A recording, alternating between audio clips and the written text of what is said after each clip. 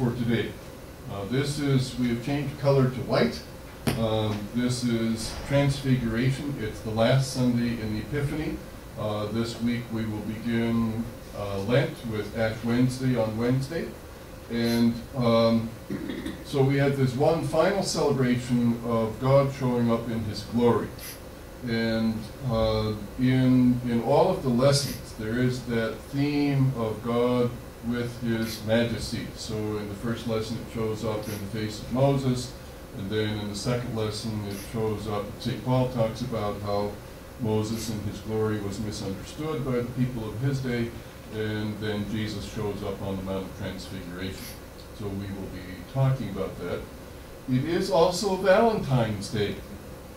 So let me wish all of you a happy Valentine's.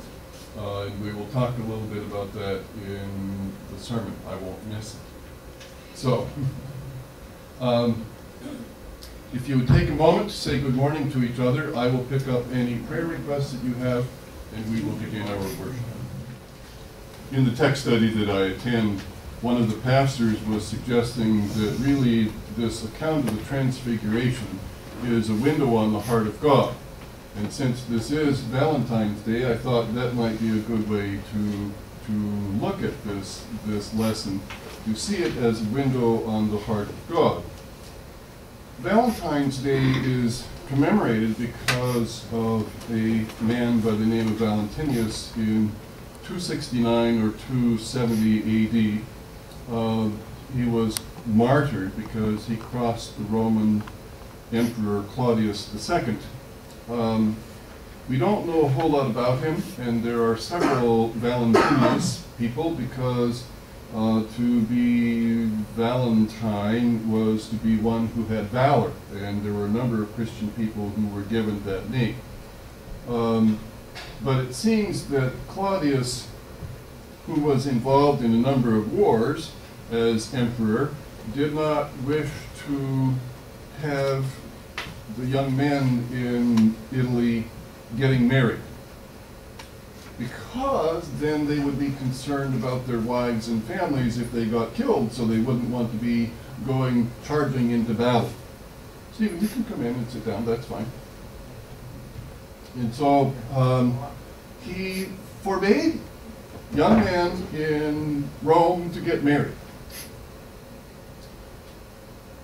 Claudius said, that's not what God wants, and he was Claudius, Valentinius, said, who was a priest, may even have become a bishop, depending on which of the Valentines we're talking about.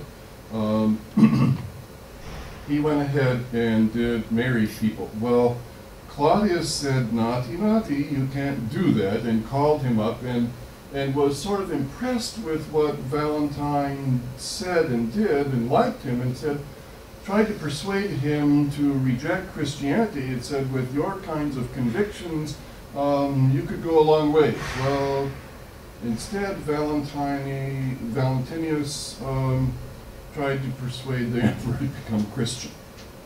So he was executed.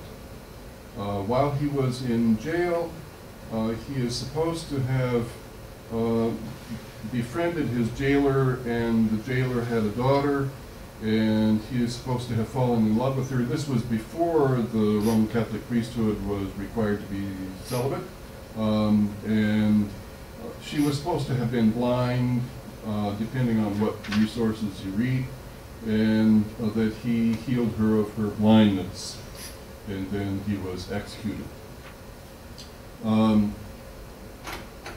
All of which is very difficult to track down, and I did a bunch of looking at the web, but it seems that Valentine, as a priest, wrote both to this woman that he'd fallen in love with and to other people in his parish little notes to encourage them in their faith, so that these notes were not initially the little Valentine heart with an arrow through it saying, I love you.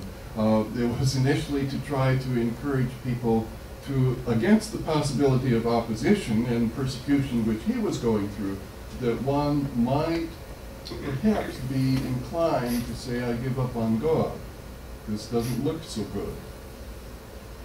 When we live in a world with opposition, we begin to understand a bit about what Valentine was dealing with, about what Jesus is dealing with, and about what the writers of the gospel are dealing with.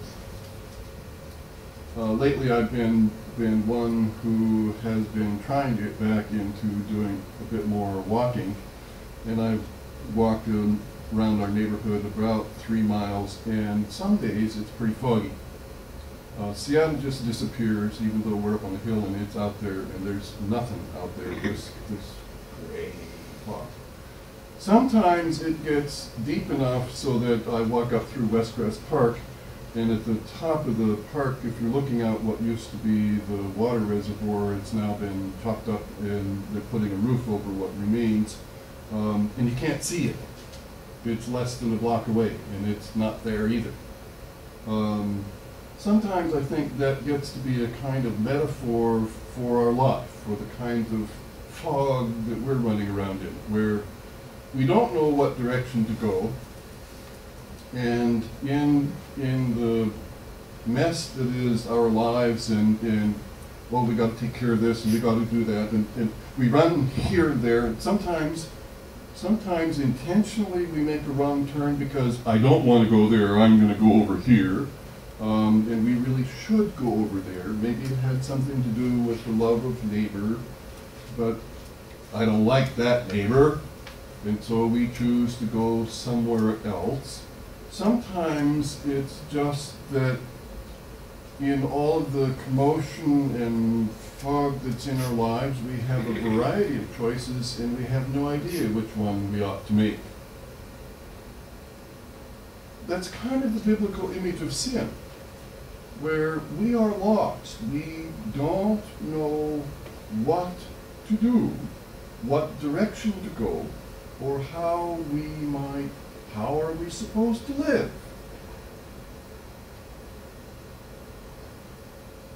Jesus takes with him to the mountain Peter, James, and John. And there he is transfigured, changed into his clothes, become dazzling white, and he has all of the glory of God. As with the account in Exodus, with Moses shining that kind of bright, when there is that kind of bright light, it's saying, here is God present. So what does that do with all of the fog? We use fog lights. One of the ways to find our direction is we need some light and some direction.